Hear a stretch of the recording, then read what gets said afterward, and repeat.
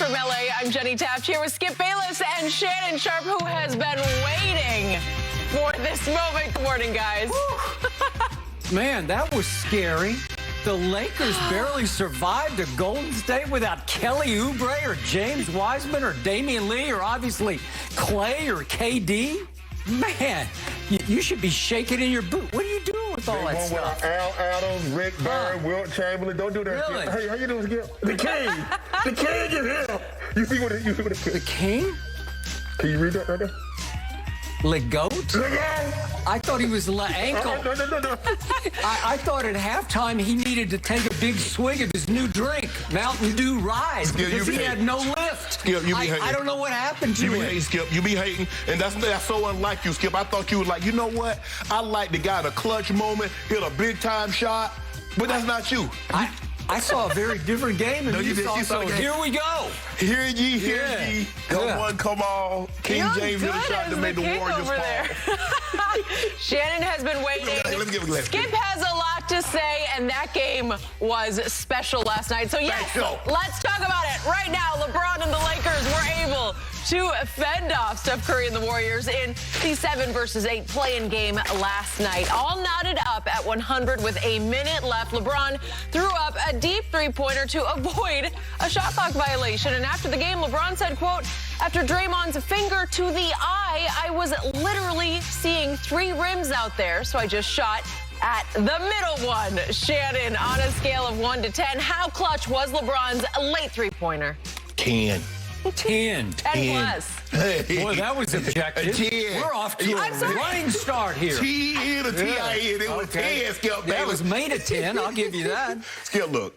It's the final minutes of a ball game, and as Jenny was reading, the clock was winding down. The last thing that you want to have happen after Steph Curry, and I told you, if Steph see a couple of those shots go in, you got your night cut out for you. And he messed around and saw a couple of those things go in, and he felt he could do no wrong. He got what he'd been averaging over the last 25, 30 games, which is 37 points. And I felt that if he got anywhere near his average, the Lakers were going to lose this game because we know they like to take and make a bunch of threes. And they got guys capable of getting hot, Skip. You saw in the first half, Poole and Andrew Wiggins and Toscano Anderson. They're like Kent Bazemore. I'm like, hold on, bro. If y'all have been shooting like this the whole year, y'all wouldn't be in the play-in.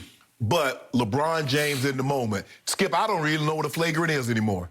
And so now, I guess because he didn't make deliberate contact, so now you can hit a guy in the face. We've seen guys get flagrants called with less than that. And so LeBron having, you know, I can't see, he got one eye. He got one eye, Skip Bayless. Shot clock winding down. This is for all the marbles because Skip Bayless and others are waiting for this opportunity to say Michael Jordan would have never lost to the Golden State Warriors. But he said, hold on just a second. You won't be able to say it tomorrow. I'm going to pull up from 34 feet. Skip, if my notes serve me correctly, you do realize that's the second longest playoff game winner in the final minutes of a game since they started tracking it. Only Dame shot against Paul George is from further distance. So that lets you know. And considering how bad he and AD and the team had played in the first half, Skip, for him to get it going in the second half and to take it and say, look, bro, you know, I'm shooting all these jumpers. We shooting these jumpers. We're a bigger team. Let's go inside. Punish them. And they did that, Skip Bayless. So for me, given the magnitude, him being away, only playing 4 games in the last 8 weeks, his rhythm is still not there, but he found a way to get back and get himself back into the ball game and to hit a shot of that nature, of that magnitude. But I love how they do it. I love the narrative that's being written now, and you're part of the narrative that does this. You do this, Skip Bayless. Now it's a go-ahead shot. When what you call him hit his, Kyrie, it was a game winner. And he hit it at exactly the same time. Now, every time LeBron hits a shot, it's a go-ahead shot. Everybody else hits the exact same shot. It's a go-ahead shot now. But that's what I do. You know what? That comes from newspaper. That's how y'all do it. Because, see, you never, the retraction is never printed with the same veracity as the allegation. Oh. So you, on the other, that's what You're starting to sound like Donald Trump. Yeah, no. You, Skip Bayless, because you come from print. Yes, and that's how you do it. I'm still in print. No, you're not. No, you're not. You in talk. You in talk right now. So for me, it was a big time shot and a big time moment made by a big time guy, and that's what Steph Curry said. Steph said, "Hey, great players make great shots in great moments." And that's what he did. Long live the king. Long live the king. Tell me when you're finished. I'm finished for a little bit. Good. It is now, thankfully, my turn.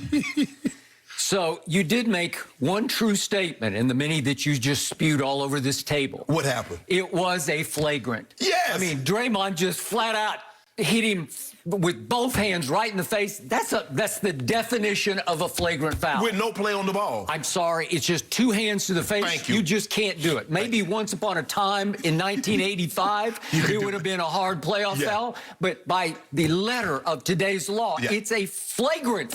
It's like it's a blatantly obvious flagrant. So I'm going to give you that and only that. And I will give you this.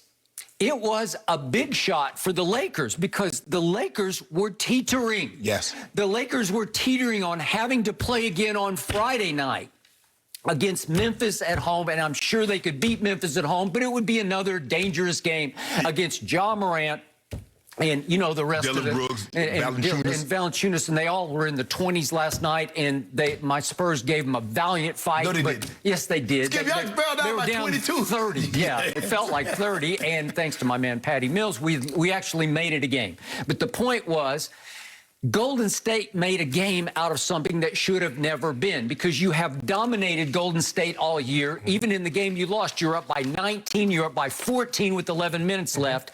So I'm going to give you big shot, but I won't even remotely give you clutch shot. So back to Jenny's question, scale of 1 to 10. How clutch was it?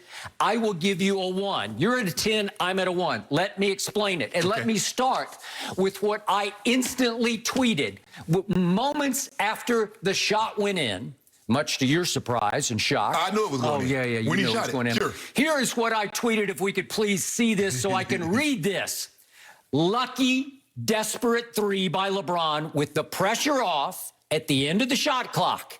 He's at his best when there's no drive or launch decision. He can just heave and hope. If he misses, no expectation, no fault. It's a quote-unquote impossible shot. Besides, he was, as he said right after the game, seeing 3 rims. So I guess he picked the middle, or maybe he picked the right one. Yeah. Maybe he just heaved it and hoped, and his prayer was answered. And speaking of prayers, for the first time ever after a game, LeBron James actually thanked the man upstairs. I've never considered LeBron much of a religious man. And all of a sudden, maybe he had a conversion because he threw up a prayer that went in, and he said, I've seen the light. I am yours, Lord. What do you want? I am your servant now. So here's the point. There was zero pressure on that shot because it was at the end of the clock. And to your point, thank you for making my point. Obviously, the game was tied, and obviously there was a minute left on the clock, so it wasn't nearly late enough time for a Michael Jordan-esque shot because Jordan would have waited till the bitter end to take and make the big shot. Well, Skip, there's a minute left on the clock. Nobody's going to hold him accountable for a miss here. In fact, most people would have expected him to miss a shot that he actually fell away to shoot from, 34 feet. Can I ask you a question? How much time was left on the clock when Kyrie made his shot in Game 7? Okay, I'll give you that, except nobody could make a shot for what seemed like the last 5 minutes of the game. And finally, Kyrie said, give me the damn ball and get out of my way, and I'll make the shot that won the game. But there was no pressure. Remember, the game was already tied. Okay, well, that was Game 7 of the finals when everybody's clanking from everywhere. Well, here's the thing, though, Skip. You lose this game, guess where you go? Okay, you go to another play-in. I just said that. One game. For one game for your life. But just remember this.